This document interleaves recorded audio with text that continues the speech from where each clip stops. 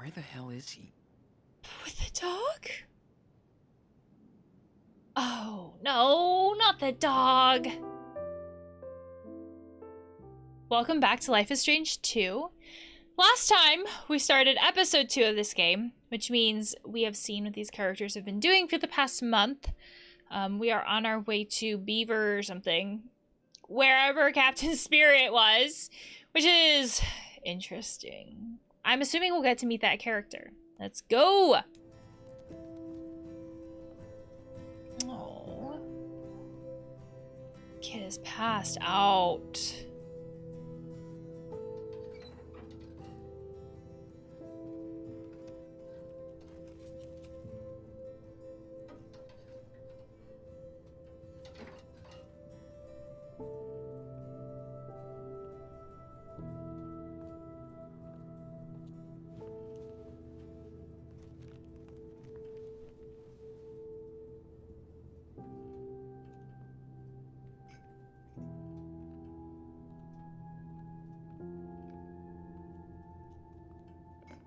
Sean's really trying to do what he can for Daniel, to really like fill that parent role.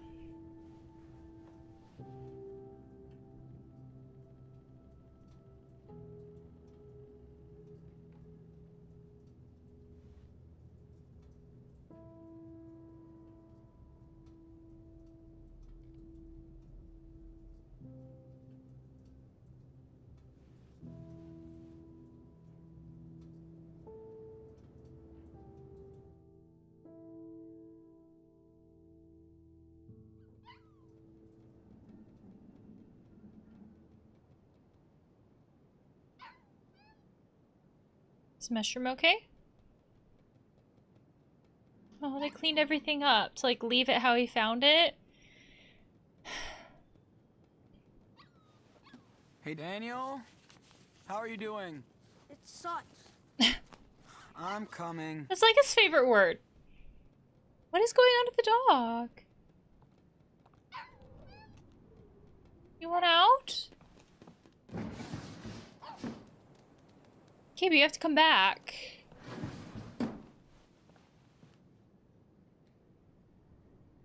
Okay, but like, no, you have to let her back in. So, what's going on? It doesn't fit in. There's too much stuff. It's fucking bullshit. When I said swearing before, I didn't mean like as much as I swear. Or like a sailor. It's gonna be okay or no more swearing. What do we focus on more? That it's gonna be okay or no more swearing? You know, I'm still gonna focus on it's gonna be okay. I'm not a fan of how much swearing is happening, but, you know, I also swear like a sailor, so. Hey, cool down. It's gonna be okay. I know. But What did you pack in? What the Dude, you can't fit the whole room in. Priorities. Don't worry. Your super strong big brother can help.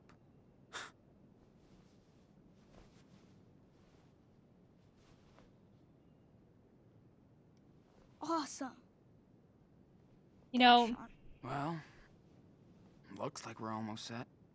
when we think about being jealous when it comes to something like this, right? I think it would be easy to be jealous of someone who has powers and we don't. But at the same time, Daniel will always look up to his brother. Always, just inherently, because of the fact that he's the older brother, right? Like, even from the very beginning of this game, Sean was the older brother that Daniel looked up to, that Daniel wanted to hang out with. And Sean was like, Daniel, like, get away from me, right? Let's say, hypothetically, these characters just, like, grew up and the police stuff got sorted and Daniel had his powers. I don't think that's how the game is going to end. But let's say that's what happens. Daniel still has his powers. He's an adult. He will always see his brother as the older brother that he at least somewhat admires. Like, almost like there's a certain amount of that that will be imprinted on him from when he was a kid, because that's how he feels about him now, and that can't be taken away.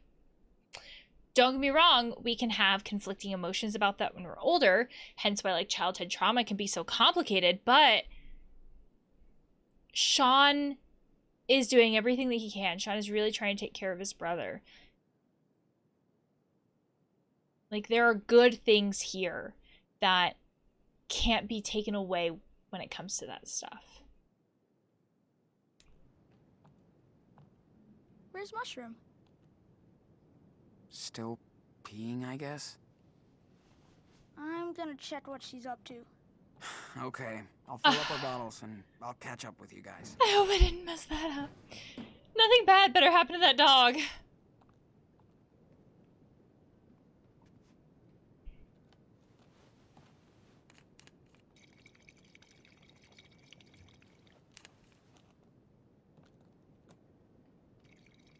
I think taking the medication is just a good idea. Like, better to have it and not use it than to, like, not have it and need it.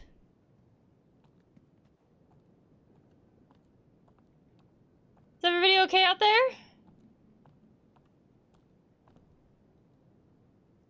I can see their trails in the snow. Add canteens. Okay, all done.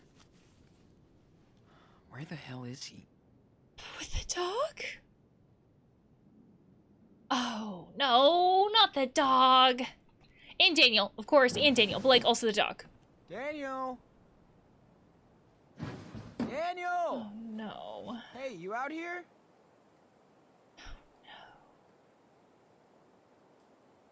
Oh, no. Daniel! Oh, no.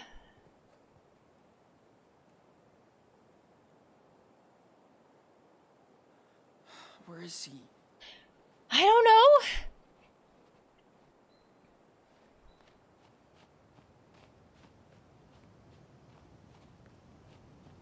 Just gonna follow the tracks. Nothing bad is gonna happen in a Life is Strange game. We have a 2-day walk ahead of us.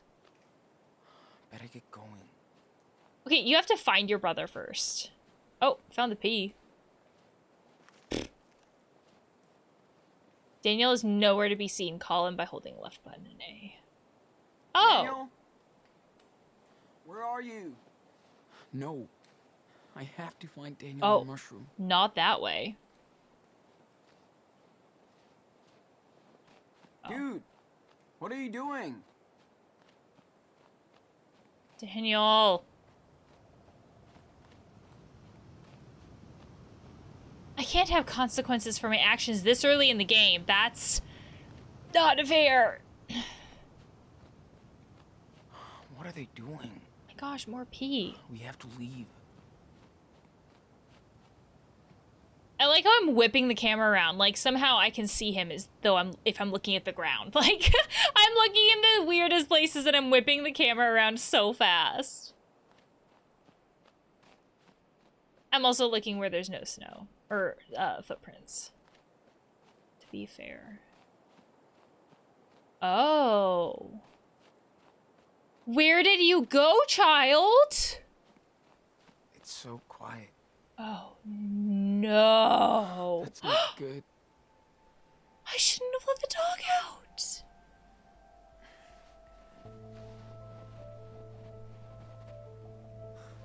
God. No.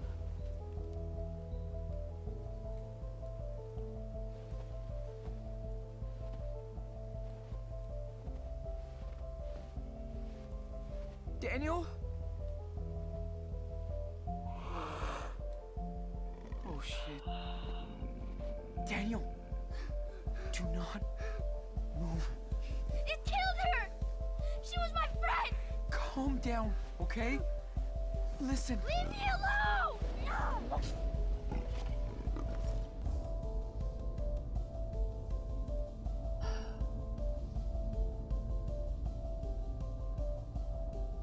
It was just a puppy.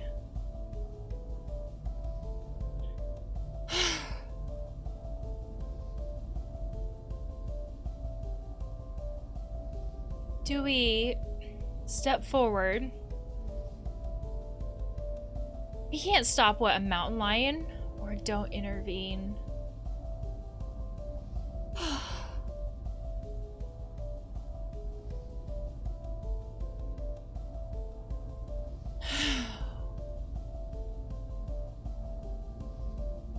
This feels like talking about revenge.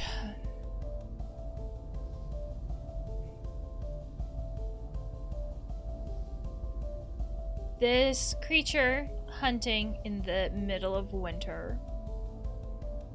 Could it be like out of food resources? And then potentially like, I don't want to say justified, but like, I guess justified to eat the dog. Oh, this is horrible to say. Like an element of nature with that. But there's also this idea that killing the mountain lion doesn't bring the dog back. Also, I'm looking at what does Daniel learn from this? Daniel already demonstrates their power all the time against the rules, right, that could potentially keep him safe. So, if we don't intervene, does that mean that we're teaching Daniel that it's okay to use the powers, basically, by like lack of action? Kind of like lying by omission, right? Kind of like with the stealing. Daniel saw us stealing, so therefore he learned that it's okay to steal himself. However, we're talking about a dangerous creature here. It's not like we can do anything about that. I don't think the game is going to end this early though, so like, that helps. I think this is tragic because this is an animal that we were emotionally attached to. An animal that didn't know better, an animal that like we didn't know any better with too. You shouldn't have let the dog out. I say that like I knew any better either. I don't feel like using the powers all the time is a good idea. I feel like that's gonna bite us in the ass. So I feel like stepping forward is a better option here. A less shitty option.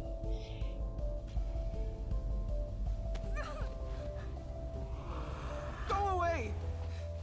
Go! Oh. No. Mushroom. Why? Fuck. Daniel. I'm so sorry. It just wouldn't have changed anything to kill it.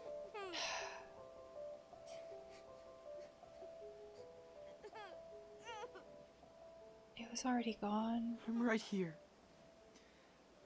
Oh, that's so sad. It's all right. I do want to say too that it's totally valid to want to mourn a body, I guess. So like, yes, having like you can't bring it back, but like mourning with a body sometimes feels better than just mourning with nothing. Sometimes it feels like it gives us that closure, and that's valid. So could Daniel be upset that like that's not what he gets? Potentially, and like that's valid. Oh, this is awful. I have a love-hate relationship with these games. I just realized too that I said earlier that nothing bad should happen to this dog, and it did. I should stop saying that. Oh, when will I learn my lesson?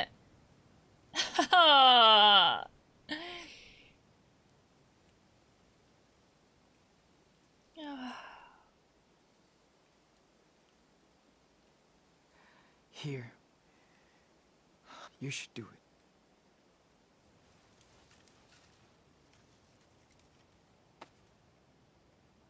Great. So in the last, like, what, 2 months, these kids, especially Daniel, have lost their dad, like a That's huge parental member or a huge parental figure in their life, plus their dog. That's great. It's bullshit. We can't even bury her. Well, unless you want to say something.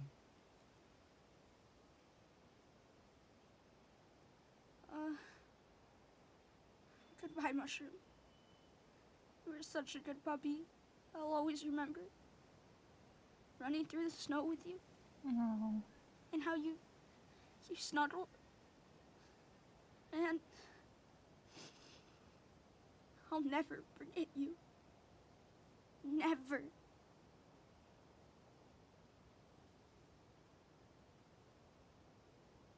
So long. Thank you. Rip.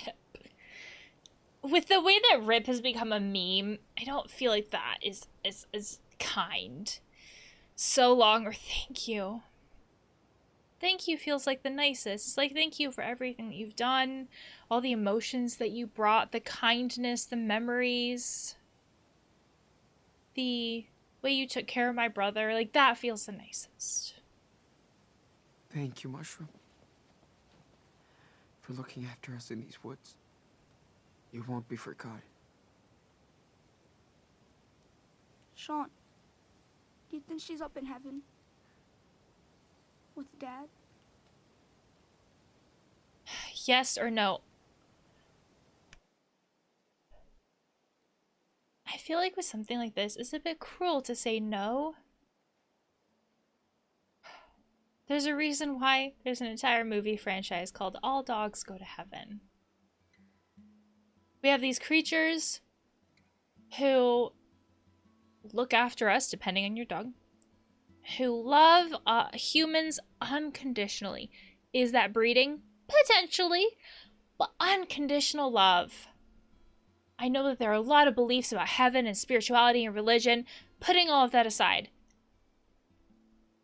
I think it is fair to think that animals can have something better.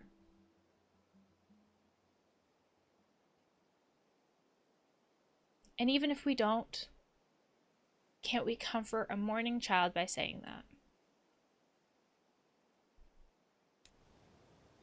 I had a fear for a second that when I went back to the game, I would choose the wrong option. Yes. Yeah. I'm sure he will look after her.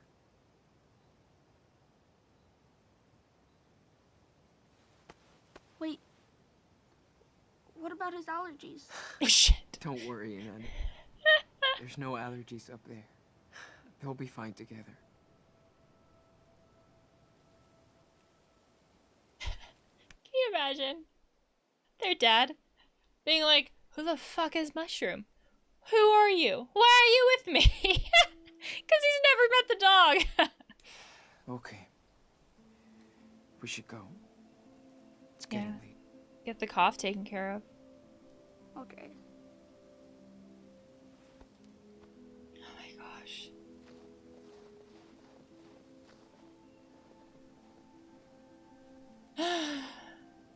I'm sorry, Mushroom.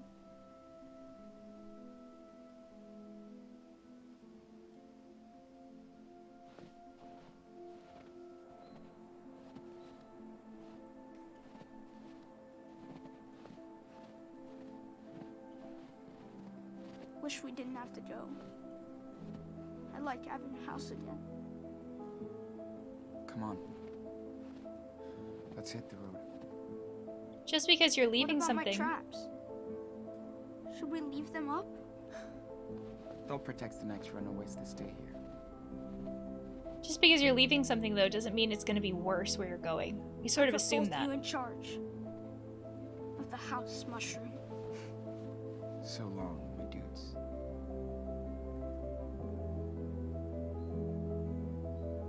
Maybe they'll have a better house in the future, kind of a thing. It doesn't always have to be a bad thing. Just because change is the unknown and change is scary. Maybe it'll be a good thing.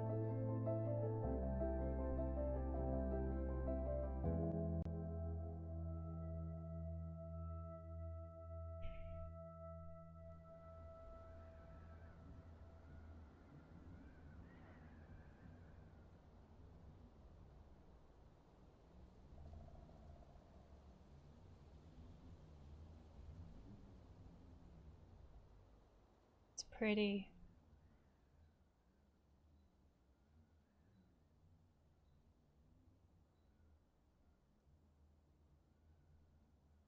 Oh, I was like, why is it quiet? Every single time that happens in the game, I'm incredibly confused. It's probably because there's some kind of copyright music playing. It's incredibly beautiful, though. I've never been into any mountains in Washington, so I don't know if this is what it looks like, but it's beautiful. Wow.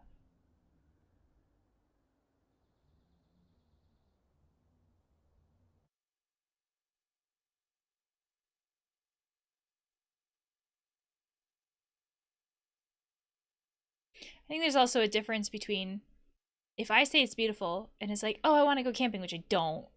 I never want to go camping. Then, like, that will inherently be different than what these kids are doing. Because camping is, first off, a choice. And it's short term. I can always leave and go home anytime I want. It's not this life that these two kids have right now. They even walk with this sense of dread.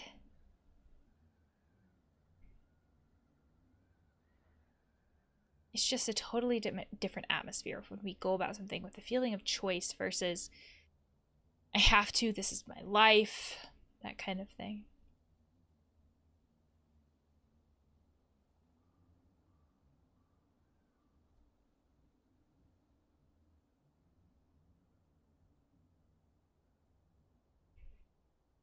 They only had 3 cans of food too, which I imagine is gone by now.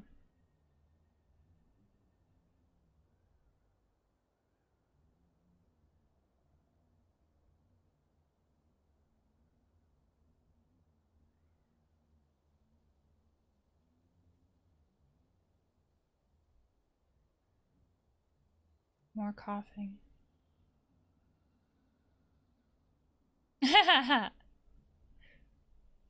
Cute.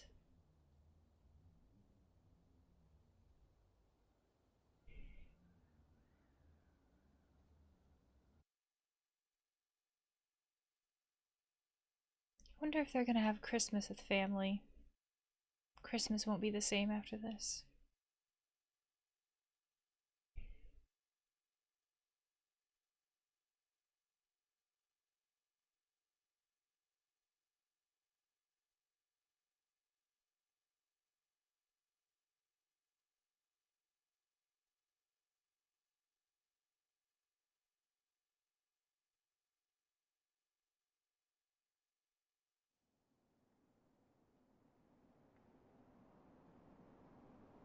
Sound again!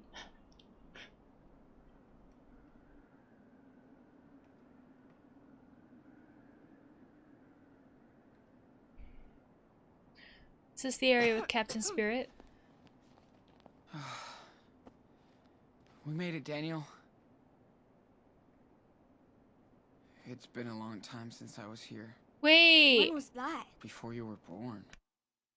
The neighbor who went over to Captain Spirit's home and was like, I care for you, all this other stuff. Is that their grandma? Because the Christmas trees are the same. It was the same Christmas trees in the backyard when they, like, intervened with Captain Spirit. Which also implies that, like, Daniel's still using his powers when he maybe Come shouldn't. here. Let me check you out. Claire likes everything super clean. Dad said she got pissed because he let me bring a snowball in the house. We don't want to look like total pigs. Oh. Okay. What are you gonna say? You haven't seen these people since you were a child. You just show up on their doorstep. They probably don't recognize you because it's been so long. What are you gonna say? Hi, my name is Sean. You don't recognize me, but I'm totally your grandkid. Can you let us in? Can we stay with you? Potentially for forever? Great, thanks. Also, the police are looking for us, but don't let them know we're here. Also, here's my brother. His name is Daniel. You've never met him. He has powers, but, like, don't let anybody know. Okay, great, thanks. What do you can't say that to people. Don't say that, Sean.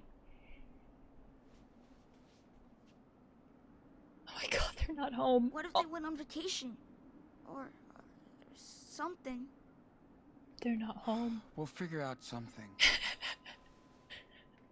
Isn't... Oh, they are home. Okay. I'm sorry, we don't want any of... Hello, Claire. Hello, Clarice. So what? That's the most awkward way ever. I mean, there is no non-awkward way to say this. I suppose hello, Grandma would still be awkward because, again, you haven't seen her so long that, like, Grandma wouldn't feel comfortable. Hello, Claire is still awkward. The things that I said before, also awkward. None of this is not awkward. But still. What do you say? Sean? Oh my. She recognizes you. That's a good sign. Daniel? She knows who you are. Great sign. Look who's here. After all this time. What the hell are you doing here? Stephen, watch your mouth. It's kind of a long story. Oh, you poor thing. You know he's sick, right? No shit. Yeah, but Okay, inside. Both of you.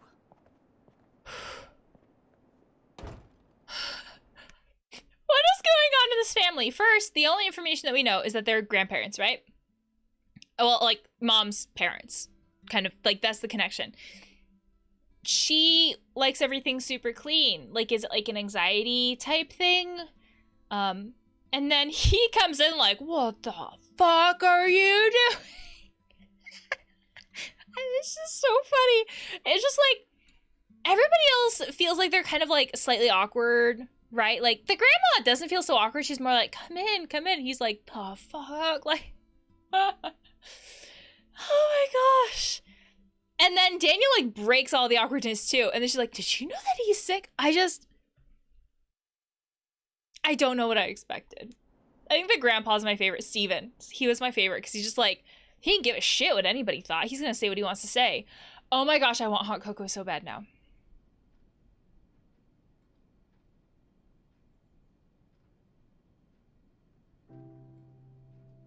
When was the last time he had, like, a warm meal in a safe place where he didn't have to worry about, like, what someone's gonna say about me? Also, holiday decorations.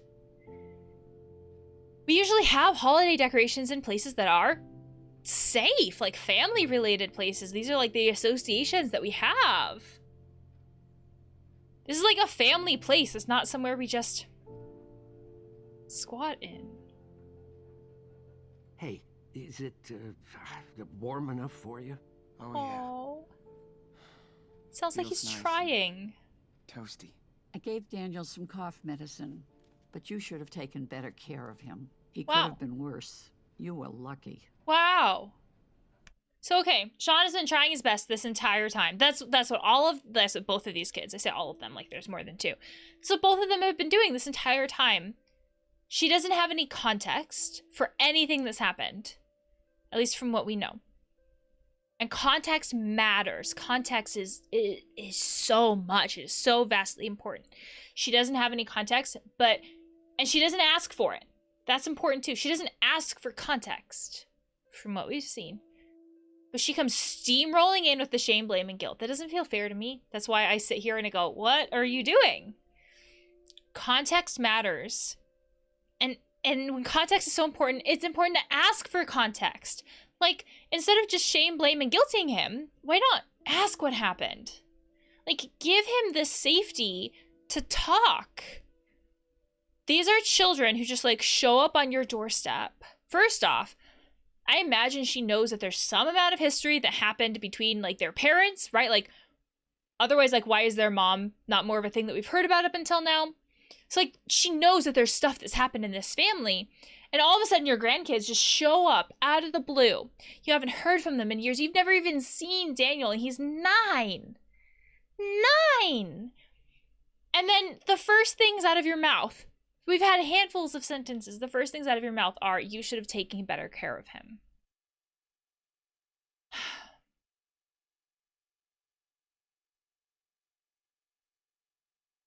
It feels like a lot. It makes it harder to open up to people when we are initially shame, blamed, and guilt. when I hear things like that, it makes me wonder if the grandma is struggling with like anxiety herself, so she has extremely high expectations, and then she talks to other people the same way that she talks to herself because of that anxiety, but it still is incredibly hard with all of that.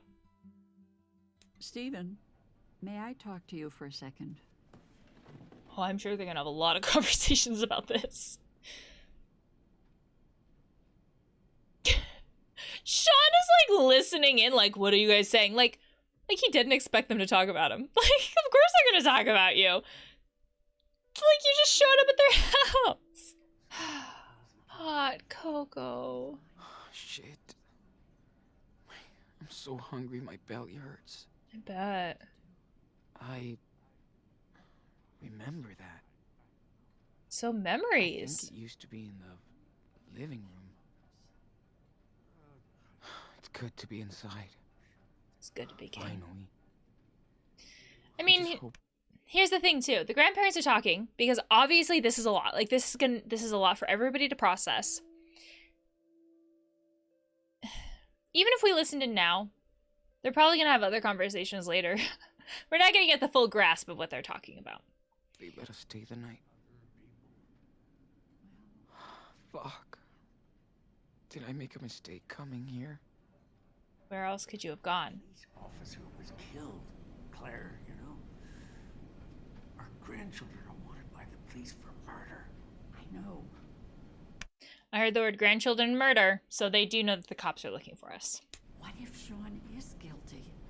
Sleeping in our home. Next to us. Let's just ask him what happened. Then we'll figure something out. Okay? All right, Stephen. Oh, Lord. So there's something about what if Sean is guilty. So they do know.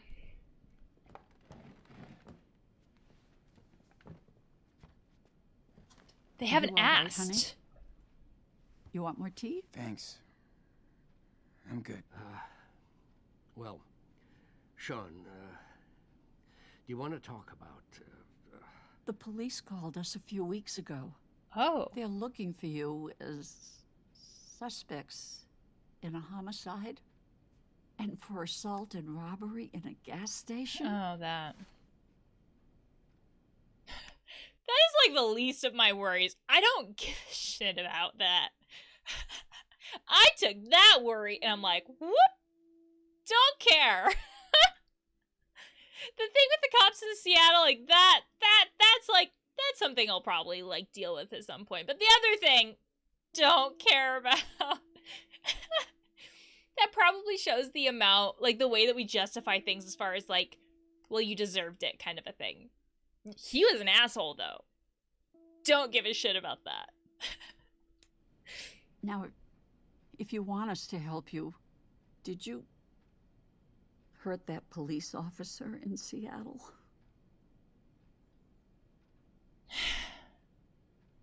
I can understand the concern of like first off, in a very selfish way of like, I don't want to be somehow guilty of like aiding and abetting a felon, not felon. He hasn't been convicted of anything.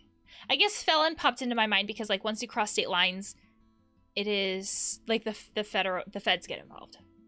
But I can understand that sort of selfish fear of like, I don't want to get in trouble myself by helping you. I can also understand this idea of like potentially like a moral thing of like, even if I'm not caught, I don't want to help someone who's like committed crimes, right? Also, there is this idea that they have not heard, they don't know who these kids are in a great deal of ways, to the point where they don't know, they literally do not know what Daniel looks like. They basically have never met that child. So for 9 years, basically, they haven't seen these kids. So I think if we know someone in our own life who there was some concept of them committing a crime, sometimes we sit there and go, they back that up. Sometimes we sit there and we go, oh, well, I know that person, therefore I don't think that they are capable of committing that crime, right? We look at character and judge it capacity to commit a crime based off of that. They can't do that for these kids because they don't really know them at all. And these are, of course, very serious crimes. Putting all that stuff with the other guy aside, looking just at the stuff in Seattle, of course. So they can't even look at these kids and say, oh, I don't think they're capable of that, because they don't know the kids, really. So I think that these questions are valid from the grandparents' point of view. And potentially, I've been saying for a while, you haven't asked for context. You haven't even asked these kids what's going on. Maybe this is their version of that, and they're starting with the most important thing for them. I can see that. Kind of like murder is way up here. Did you do that thing? I can see that. That feels like it's valid. I think it's also really hard if that's some of the first questions they ask. So again, they don't know these kids. They gave them hot tea or whatever drink it was, hot cocoa. And then shame, blamed, and guilted them. So it's like, why didn't you take better care of your brother? Oh, and also, did you kill someone? It feels like hard questions to ask. Answer. And also, will they believe us? Because again, if they don't know us, it's hard to believe it. Because, of course, anybody would say no. Seriously, I don't know are fucking bullshit. Fucking bullshit feels like an angry response. Like maybe we're getting defensive that they would answer or ask these questions. Seriously, again, feels defensive. Saying seriously or fucking bullshit feels like we're putting up a wall between us and them. And it doesn't really give them information. Saying I don't know feels like the most honest answer. And I feel like if we want them to help us, the most honest answer is probably the most helpful. Because we don't know. I mean, I think Daniel did it by accident, I guess. If that is what happened. Because we don't know, I guess. I don't know. I swear I don't. Too much happened and I'm trying to figure it out, but... That's fair. All I know is that... he shot Dad. And now he's gone. Oh, sweetie. We are so sorry for what happened to your father. But why did you run away if you're innocent? Oh! So first off, she goes to comfort him, but he pulled his hand away. Like, that, we could interpret that as kind of this masculine or general... this is sometimes seen as like a masculine thing, but it also could be Sean has been coping on his own this entire time because he has to be the dad. So it's not just masculine, but that as well. This like very independent, like I have to do this alone kind of pull away. Him pulling away could also be a reflection on how he sees these people. So for example, if it was Lila, I forget his friend's name. I'm terrible with names. If it was Lila, and she reached out to comfort him, would he have pulled away? If he wouldn't have pulled away with her, what that tells me is that it's more about his relationship with these people. And that means that he doesn't see them as very supportive and he doesn't want their support. Which is fair, because just as much as they don't know him, he doesn't know them. These are not the most supportive people in his life. And we know that because if these were the most supportive people in his life, wouldn't he have immediately gone to them for help? But no. He waited until it was like the very last minute, the very last second. He basically waited until he had no other choice. And what does that tell us about their relationship? That they don't really have one. That he would have much rather lived on his fucking own with his brother than go to these people. This question of why did you run if you are innocent? This is a really fucking loaded question. I am going on a tangent here. Pack up your bags. I recognize that I am talking a lot about this, but this is a very big and important issue. It's a very systemic issue, too. So, we, in America at least, putting that out there, we live in this country that talks a lot, like the criminal justice system talks a lot about innocent until proven guilty.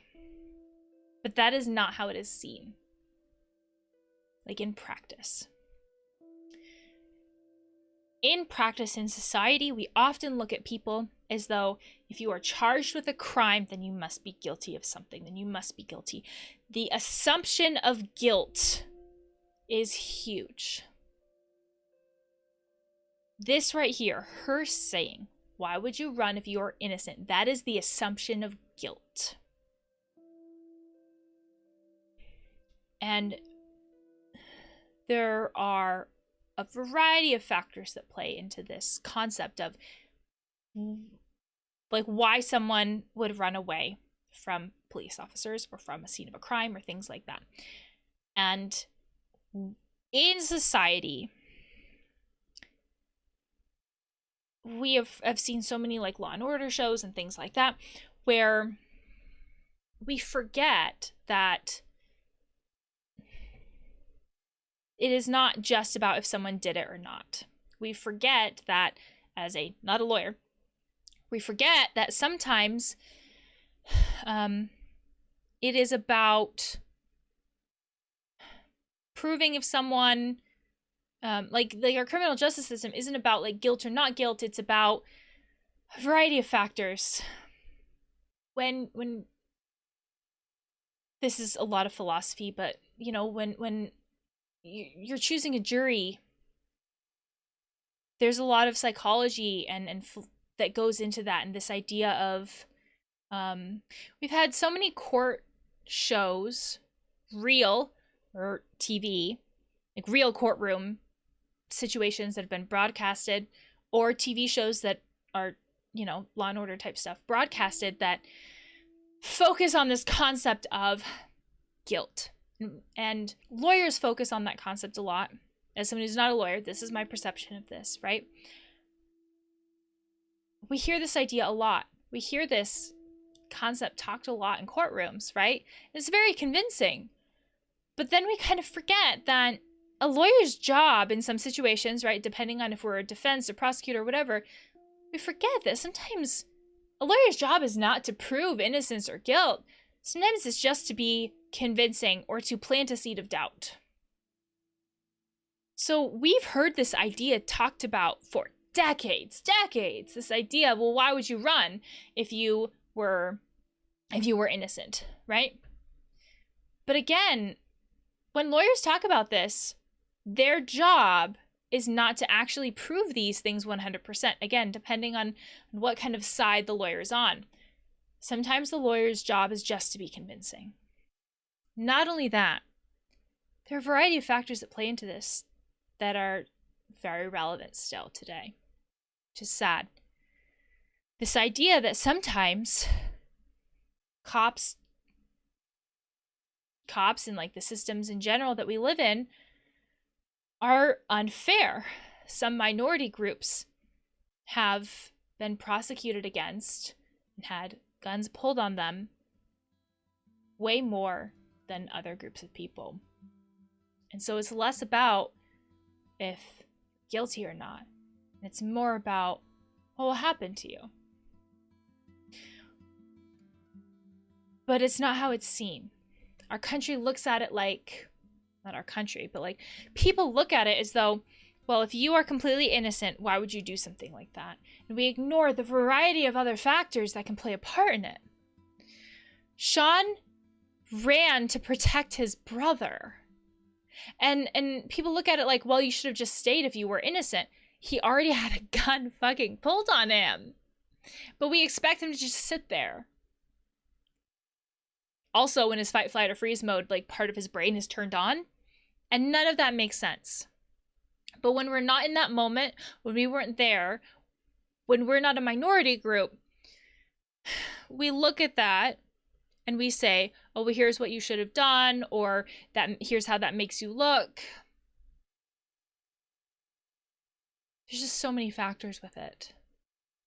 But our country focuses so much on, well, if you are innocent, here's what you should have done. And at the same time, it focuses on you are innocent until you're proven guilty, but these two things are opposites, and we have a hard time seeing that. Had no choice to protect Daniel, or I freaked out. I mean, I just said before that I think the reason that he ran was to protect Daniel. He also could have freaked out. Like both of those could be true. You know, two things can be true at the same time. Let's go with to protect Daniel. I didn't want Daniel to see Dad. Like that. I felt like I had to protect him. I I understand, but You know the police would separate us. Maybe forever. Daniel would end up in foster care. You can't be sure, Sean. Anyway, at least you've managed to come here alive. We're glad you two are okay. I hate to think what could have happened to both of you. You need to think of long-term solutions now. I tried. I swear. When she says something like that, it implies that the long-term solutions are not with them. Just like when she says, I understand, but the but feels like it negates everything that she said before that. These people don't feel like they're actually going to help Sean and Daniel. Which is sad because it also feels like these were like the last resort people. Besides their actual mom, right? Because we still don't know where she is. But I can't do everything. It's just fair and also hard to admit. So, what are your plans? Down to Mexico or figure it out? Do we want to tell them that we go down to Mexico? Because I don't quite trust them. I don't feel like they're actually going to be very supportive. Figure it out. Because I wonder if they did contact the police. If we had told them that we're going to go to Mexico, would they tell the police that we're going to Mexico? I'm trying to figure it out. I just want to watch out for Daniel. Wait for him to get better. Before we take the road again. How can you look out for your brother if you're both running from the police? You two are gonna stay with us. Oh, Stephen. Maybe we should... After your mother left, your dad never really wanted us in your life. I can't blame him. But you're still part of our family, and we want to prove it, okay? Thank you. We're not scared. They also don't know about the powers, to be fair. So the grandma strikes me as anxious. She's wondering, what if this, what if that? She's the one asking a lot of the questions, potentially to calm that anxiety side of her. Which, of course, if we're talking about anxiety, I don't think we can ever truly calm it. Anxiety is more about getting comfortable with the unknown than actually answering all these questions.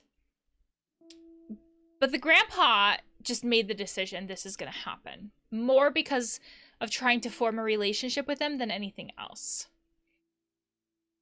But I wonder what the grandma is going to do. I wonder if the uncertainty is going to be a little much for the grandma. Let's go with thank you. Seriously? If he wants a relationship, saying thank you is going to build more of the relationship. Really nice, Stephen. Thank you. Okay, but we have to lay down the rules of the house. More rules. No mess, no noise, or no service. The biggest rule is keep your heads low around here. Beaver Creek is small and nosy. And nosy. We can stay?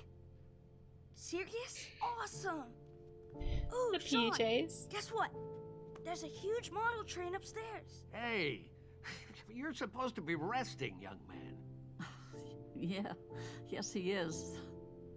But he seems better already. Anyway, you and Daniel will stay here. At least until Daniel's better. We'll see what happens next.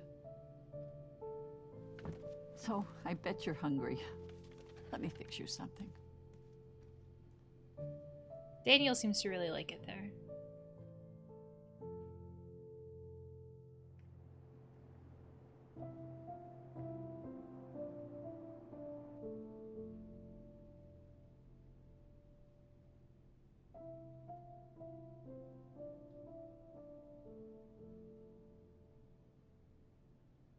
How do you feel, Superwolf? Way better. It's nice and warm in here. And the food? Yum. Yeah. Feels good. Feeling better? You look cozy. Yeah. I love that bed. Thanks, Grandma. Good.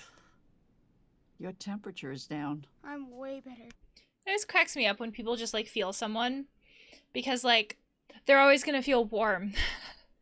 I've always heard of that being done where you compare your forehead to theirs and not just like reaching a hand out. I also noticed that Daniel called her grandma, like trying to just like build up that relationship. No. You still need to take it easy.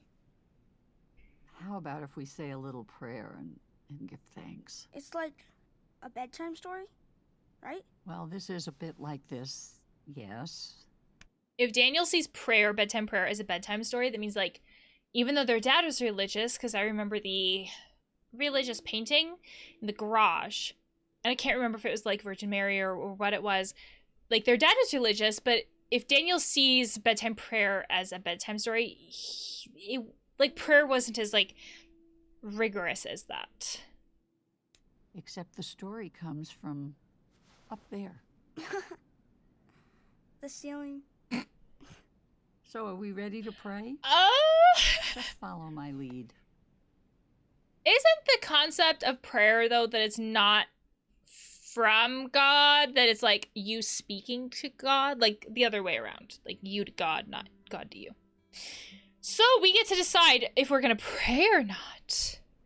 Well, if Daniel's not religious, then that implies that we're not religious also. So I guess saying not for me makes more sense. However, will that upset her? Like, will she give us the freedom to make our own religious choices? Which is a very difficult thing for all parents to manage. But, like, she's also a grandma who, like, doesn't know about us. Oh, it's such a weird thing.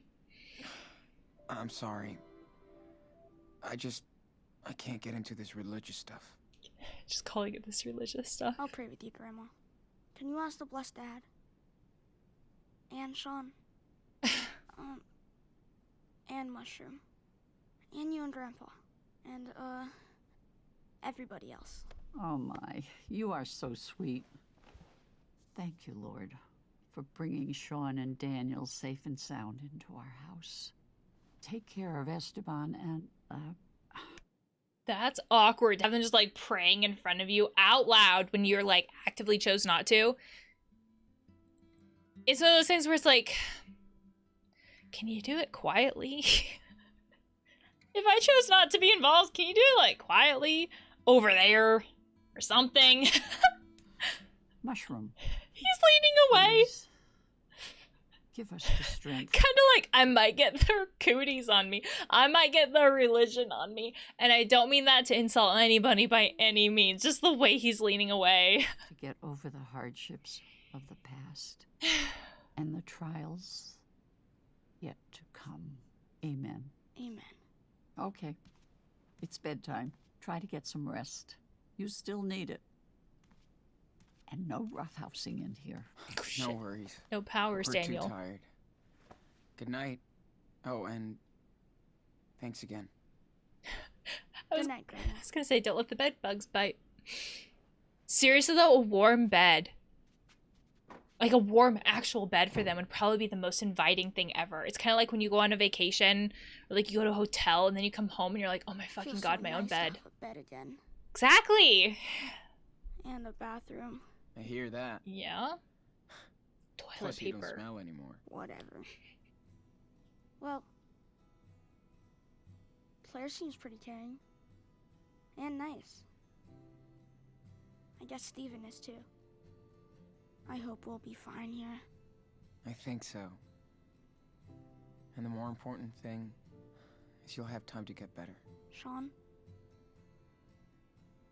Are we in Mom's old room? No, I Oh. don't think this is the one. Not from what I remember. But it's been a while. Could we check it out tomorrow? Oh. Maybe find some of her stuff? Oh. No way or why. In the old house, the mom stuff, like the bike, the boxes in the garage, I think were the mom stuff, Sean had like a distant attitude towards it. Like they were memories that he didn't want to revisit. So there was like, those were painful memories, potentially because the mom left. I mean, I'm curious about what happened, of course. And I have this attitude of like, processing through the past is ultimately, in the long run, more helpful for us than avoiding it. Having said that, the act of processing through this stuff can be incredibly painful, and I recognize that. So I feel like asking why instead of saying no way. I feel like no way is avoidance, which doesn't help us in the long run. Although sometimes it feels great in the moment. Why would you want to do that? I just don't know anything about her. Daniel, That's fair. I understand. But we need to focus on where we are now and where we're off to.